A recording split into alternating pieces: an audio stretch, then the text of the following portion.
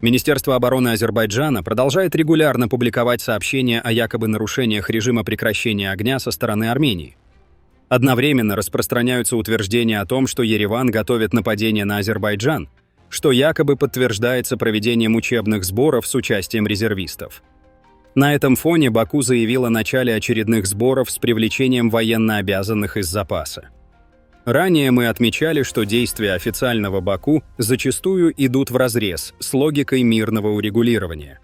Вместо конструктивного диалога продолжаются взаимные обвинения, нагнетается атмосфера напряженности, озвучиваются спорные территориальные претензии, а также активно ведется милитаризация. Все эти шаги ставят под сомнение искренность заявлений о стремлении к миру и стабильности. С точки зрения Баку, мобилизационные мероприятия и информационная кампания направлены на укрепление национальной безопасности. Однако отсутствие независимых СМИ в Азербайджане не позволяет услышать мнение широких слоев общества о происходящем. Граждане страны либо находятся в изоляции от альтернативных точек зрения, либо избегают публичных обсуждений. Во время недавнего выступления в университете АДА президент Азербайджана Ильхам Алиев вновь обозначил ожидания Баку в вопросе урегулирования отношений с Арменией, подчеркнув, что подписание мирного соглашения возможно лишь при выполнении ряда условий, в том числе касающихся армянской конституции. Он также выразил мнение, что при наличии политической воли возможно постепенное сближение стран Южного Кавказа в рамках мер по укреплению доверия. При этом официальный Ереван неоднократно заявлял о своей готовности подписать уже согласованный в ходе переговоров текст мирного соглашения. Армянская сторона подчеркивает, что в этом тексте отсутствуют ссылки на конституции сторон, и подчеркивает, что международные договоры имеют приоритет над внутренним законодательством, включая конституции. Конституционный суд Армении, в свою очередь, уже подтвердил соответствие регламента демаркационных комиссий основному закону страны.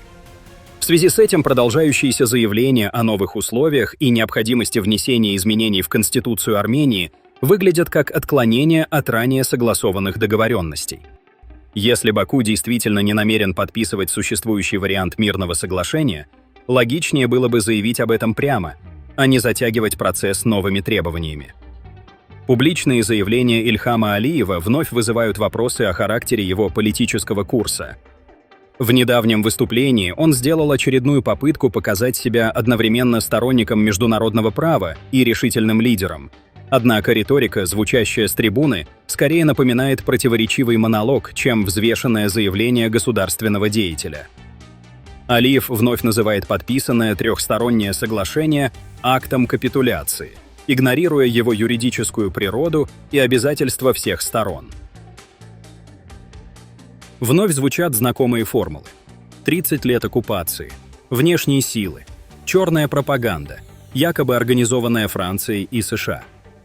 Подобные утверждения, не подкрепленные доказательствами, выглядят как стремление увести внимание от внутренних проблем и нестыковок в собственной политике. Особое внимание вызвало намерение Алиева передать Дональду Трампу некие доказательства в адрес USAID. Подобная инициатива может рассматриваться как демонстрация нестабильности внешнеполитического курса.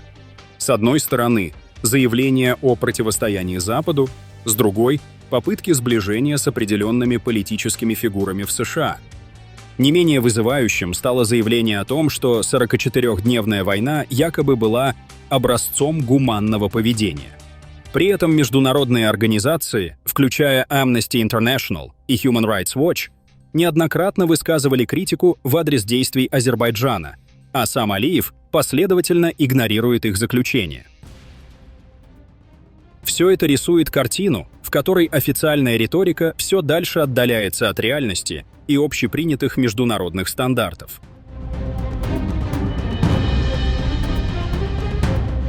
Граница превращается в театр абсурда. 7 апреля на Газахском участке армянский военнослужащий якобы взглянул в сторону Азербайджана.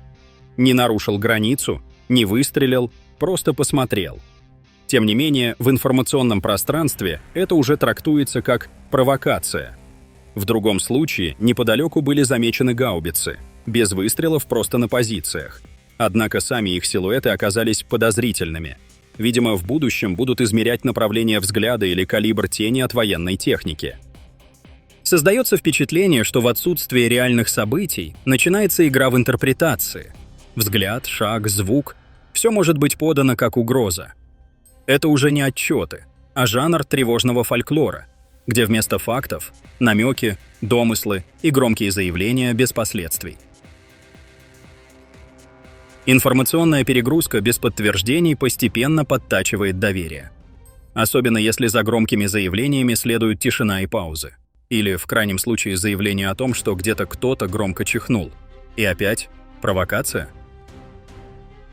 Отметим, что на этом фоне с 9 по 10 апреля подразделения специального назначения Вооруженных сил Республики Армения и Вооруженных сил Исламской Республики Иран проведут совместные учения. Армянские военные будут действовать на территории Армении, а иранские – на территории Ирана. Сценарий учений предусматривает отработку действий по нейтрализации нападения условных террористических групп на пограничные контрольно-пропускные пункты, расположенные вдоль армяно-иранской границы.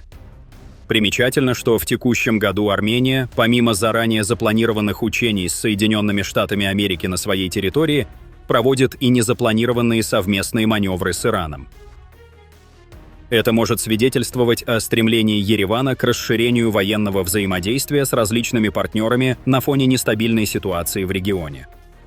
Посольство Исламской Республики Иран в Армении сделало следующее заявление. Совместные учения Вооруженных сил Республики Армения и Исламской Республики Иран. С 10 по 11 апреля 2025 года в приграничной зоне двух государств пройдут совместные военные учения, получившие название «Учение мира». Основная задача этих маневров – укрепление приграничной безопасности, повышение уровня готовности армянских и иранских вооруженных сил к потенциальным угрозам, а также развитие оборонного взаимодействия. Учения будут синхронно проводиться с обеих сторон границы под координированным командованием. Эти двухдневные мероприятия призваны подчеркнуть намерение Армении и Ирана укреплять стратегическое партнерство, поддерживать стабильность и способствовать обеспечению мира в регионе. Добавим, что на опубликованном в сети фото бойцы иранских спецподразделений с системой борьбы с дронами готовятся к предстоящим совместным учениям с армянскими военными в районе Нордуза. Пишите ваше мнение в комментариях и подписывайтесь на наш канал, чтобы не пропускали самые важные новости мира и нашего региона.